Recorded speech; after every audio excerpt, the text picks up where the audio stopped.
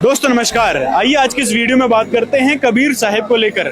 संत रामपाल जी महाराज और संत रामपाल जी महाराज के शिष्य दावा करते हैं कि कबीर साहिब भगवान है और उनके बारे में सभी धर्म ग्रंथों में प्रमाण है। तो क्या ये बात सच है कि हमारे धर्म ग्रंथों में कबीर साहिब का जिक्र है?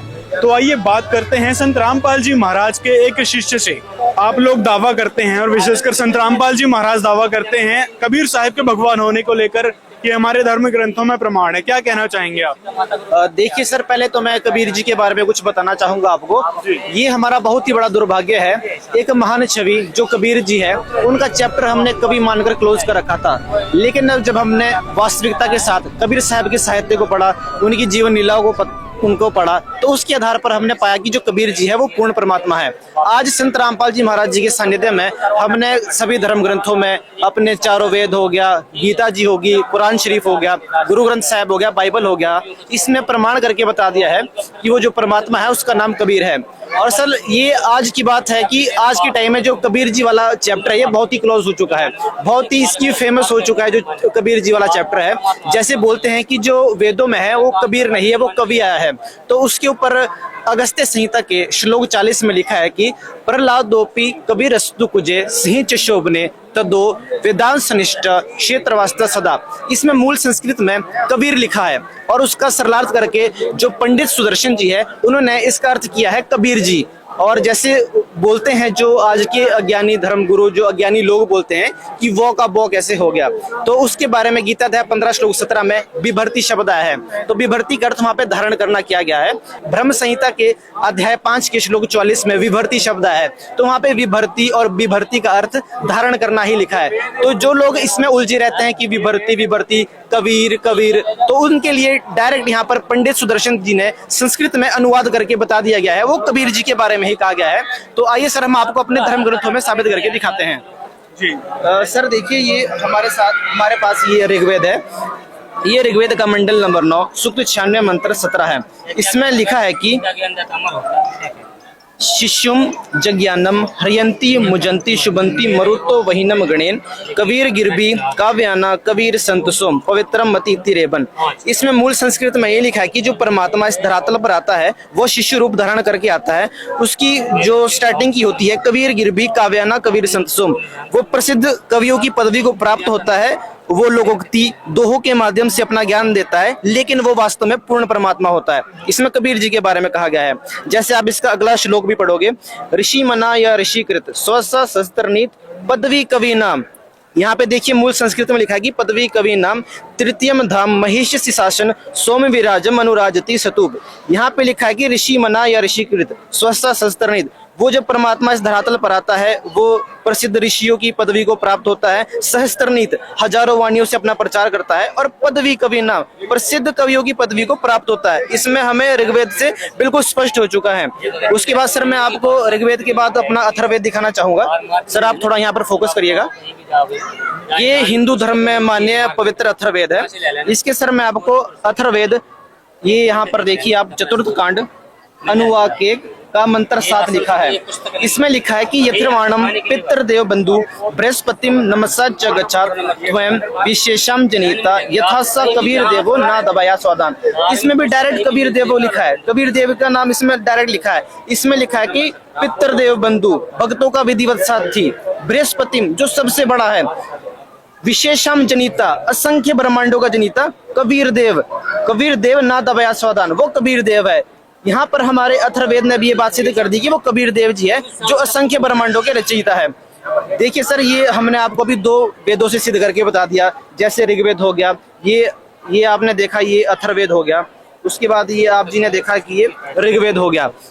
तो सर जैसे आज के टाइम में बहुत से मिथ चल रहे हैं कि आज के टाइम में इतने लाखों धर्मगुरु हो गए हैं, इतने कथावाचक हो गए हैं, इतने सारे पीठाधीश्वर हो चुके हैं, वो अपने सत्संग के माध्यम से ये बोलते हैं कि वो जो परमात्मा है वो किसी का रोग समाप्त नहीं कर सकता, जो आपके पाप कर्म है वो आपको भोगने ही पड़ते हैं। लेकिन जब हमने वास्तविकता के साथ आज अपने वेदों को पढ़ा तो इसमें स्पष्ट लिखा है कि वो परमात्मा घोर से घोर पाप को काट सकता है। सर इसके लिए मैं आपको अपना यजुर्वेद दिखाना चाहूंगा। आप इस यजुर्वेद को देखिए। ये सर यजुर्वेद है। ये हमारे सनातन धर्म में बहुत ही प्रसिद्ध वेद चारों वेदों में से एक वेद है। इसमें लिखा है कि ये यजुर्वेद अध्याय 8 का मंत्र 13 है। इसमें लिखा है कि हे सबके उपकार करने वाले मित्र, आप देव कृतस्य दान देने वालों के अनस्य मानव अपराध और पाप भी बोलते हैं। अनस्य का मतलब पाप भी होता है, विनाश करने वाले हो। आप साधारण मनुष्य के लिए किए हुए अपराध के विनाश करने वाले हो। पितृ कृतस्य, आप पिता के किए हुए अनस्य विरोध आचरण के अच्छे प्रकार से हरण करने वाले हो। आत्म कर्तस्य, अपने किए हुए पाप के अवजन्म दूर करने वाले हो। अनस्य अनस्य, अधर्म के अधर्म मतलब पापों के पाप, महापाप के विनाश करने वाले हो। जानता हुआ जो कुछ भी अधर्म आचरण किया करूं वो करता हूं, उस सबको आप विनाश करने वाले हो। तो देखिए सर, यहाँ पर आज तक हमारे जितने भी धर्म गुरु थे तो उन्होंने हमें यही बताया था कि जो हमारे पाप कर्म है वो भोग कर ही समाप्त होते हैं। लेकिन यहाँ पर हमारे यजुर्वेद ने बिल्कुल स्पष्टीकरण के साथ ये कह दिया कि परमात्मा घोर से घोर पाप का विनाश कर सकते हैं। जैसे कि गीता अध्याय 18 श्लोक 66 में भी लिखा है कि सर्वधर्मान प्रीत्यज माम एकम शरणम व्रज अहम त्वा सर्व पापेभ्य मोक्ष्यामि मा शुच। इसमें गीता ज्ञानदाता अध्याय 18 के श्लोक 66 में कह रहा है कि हे अर्जुन, तू सर्व भाव से उस एक परमेश्वर की शरण में जा, उसकी कृपा से मैं तुझे सारे पापों से मुक्त कर दूंगा। तो यहाँ पर हमारा यजुर्वेद भी इस बात को एक्सेप्ट कर रहा है और हमारी श्रीमद् भगवत गीता भी इस बात को एक्सेप्ट कर रही है कि जो हमारे परमात्मा है वो घोर से घोर पापों का विनाश कर सकते हैं। ये तो रही वेदों की बात। अब संत रामपाल जी के शिष्य दावा करते हैं और संत रामपाल जी स्वयं दावा करते हैं कि सभी धर्म ग्रंथों में कबीर साहिब का जिक्र है। जैसे कि अभी हमने देखा चारों वेदों में कबीर साहिब का नाम है। जहाँ कवि शब्द है तो उसका भाई ने पूरा डिटेल बताया कि जो कवि है वो कबीर देव यानी कबीर साहिब के बारे में जिक्र है। देखिए सर, जैसे अभी आपने देखा कि हमारे पवित्र वेदों में कबीर जी का नाम आया है, तो मैं सर अब आपको हमारे जो चारों धर्मों में से एक प्रसिद्ध धर्म ईसाई धर्म है उसमें से सिद्ध करना चाहूंगा। ये देखिए सर, ये ऑर्थोडॉक्स ज्यूइश बाइबल है। ऑर्थोडॉक्स ज्यूइश बाइबल के चैप्टर 36 के वर्स 5 में लिखा है कि सी अल is Kabir mighty and despiseth not any, he is Kabir in कौचलेव। इसमें जो पवित्र बाइबल है इसमें लिखा है कि वह कबीर है, सी अल इज कबीर, वह पराक्रमी कबीर है, सबंज की शक्ति में कबीर है। और यहाँ पे आप देख सकते हो सर, यहाँ पे किसी और अनुवाद नहीं किया गया, यहाँ पे डायरेक्ट ही कबीर जी का नाम लिखा हुआ है, जहाँ पे आप देख सकते हो। तो ये कबीर तो कोई और भी हो सकते हैं ईसाई धर्म के? नहीं सर, आप देख सकते हो ईसाई धर्म में कबीर जी के बारे में कोई भी नहीं है। मैंने भी ईसाई धर्म के बारे में बहुत स्टडी की है। देखिए, जो परमात्मा होता है, जैसे हम अपने विद्यालय काल में भी पढ़ते हैं कि तू ही राम है, तू रहीम है, तू करीम कृष्ण खुदा हुआ, तू ही वाहे गुरु, तू यशो मसीह हर नाम में तू समारा। कि वो परमात्मा कौन है? सब बोलते थे कि एक ही भगवान है, एक ही भगवान की हमारे को साधना करनी चाहिए, लेकिन वो वास्तव में कौन है? कोई अपने ब्रह्मा विष्णु महेश को बोलता है, कोई गुरु नानक देव जी को बोलता है, कोई अपने अल्लाह को बड़ा बोलता है। अपने हिसाब से सभी ने अपने अपने भगवानों को श्रेष्ठ पदवी प्राप्त कराई हुई है, लेकिन वास्तविकता के साथ जो हमारे धर्म ग्रंथों में लिखा है वो तो कबीर जी का ही नाम है। इससे ये सिद्ध होता है कि ये कबीर जी किसी और के बारे में नहीं लिखा है, वो एक परमात्मा कबीर जी के बारे में कहा गया है। तो ये तो रही ईसाई धर्म की बात, और तो ऑर्थोडॉक्स बाइबल में इसका प्रमाण है कबीर साहिब जी के नाम का। सर ऐसे ही कुरान शरीफ में भी प्रमाण है। सर आइए आपको दिखाते हैं कुरान शरीफ। ये देखिए सर, ये है कुरान शरीफ, आप इसको देख सकते हैं। कुरान शरीफ के सूरत फुरकान 25 की आयत 59 में लिखा है कि जिसने आसमान और जमीन और जो कुछ उनके बीच में है सबको 6 दिन में पैदा किया, फिर तख्त पर जा बिराजा, वह अल्लाह बड़ा लिखा है यहाँ पे, जैसे आप देख सकते हो। पहले हम इसको पूरा करते हैं। जिस सबको 6 दिन में पैदा किया, फिर तख्त पर जा बिराजा, रहमान तो उसकी खबर किसी बाखबर इल्म वाले से पूछ कर देखो। देखिए सर, इसमें कहा गया कि जिस परमात्मा ने 6 दिन में सृष्टि रची और 7वें दिन तख्त पर जा बैठा, उसकी खबर किसी बाखबर से पूछो। लेकिन अगर आप इसकी मूल अरबी को देखते हैं तो ये देखिए, ये आयत है कुरान शरीफ सूरत फुरकान 25 की आयत नंबर 59। अलजी खलक समावती वल्लर्ज व मा बैन हुमा फी सितती अयामीन सुमस्तवा अलल अर्शी एहरमान फसल बिही खबीरन। तो यहाँ पर आप मूल अरबी में देख सकते हो खबीरन है, तो ये कबीर जी के बारे में कहा है। जैसे कि कबीर सागर की वाणी में भी एक प्रमाण आता है कि अरबी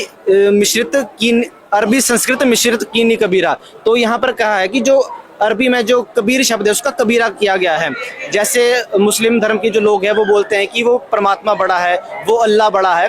तो इसका खंडन करते हुए गुरु नानक देव जी ने भाई बाले वाली जन्म साखी में काजी रुकनदीन के साथ वार्ता करते हुए कहा है कि खालक आदम सिरजिया आलम बड़ा कबीर, कायम दायम कुदरती सब पीरा दे पीर। तो इसमें गुरु नानक देव जी ने बिल्कुल स्पष्ट किया है कि बड़ा अलग है और कबीर अलग है। तो ये किसी और के बारे में नहीं कहा गया है, ये कबीर परमात्मा के ही बारे में कहा गया है। जैसे कि बोलते हैं कि जो अल्लाह है वो निराकार है, लेकिन जब हम इसको वास्तविकता के साथ समझते हैं तो परमात्मा बिल्कुल साकार है और सदृश्य है। जैसे कि सर हमारे मुस्लिम धर्म में एक और मिथ है कि अल्लाह को बोलते हैं कि सब रहमान तो है, लेकिन वो कर्म करते हैं मतलब हैवानों वाले। ऐसे ही सर गुरु ग्रंथ साहिब में भी कबीर परमात्मा का नाम है। सर आपके कैमरामैन को बोलूंगा कि वो फोकस करे इसके ऊपर। तो ये है आदि श्री गुरु ग्रंथ साहिब। तो सर ये देखिए, इसमें लिखा है कि यक अर्ज गुफ्तम पेश तो दर गोस कून करतार हक्का कबीर करीम तू बे ए परवरदिगार। इसमें गुरु नानक देव जी ने स्पष्ट किया है कि हक्का कबीर करीम बे ऐब परवरदिगार, बे ऐब जिसमें कोई विकार ना हो, वो कबीर परमात्मा जी ही परवरदिगार है।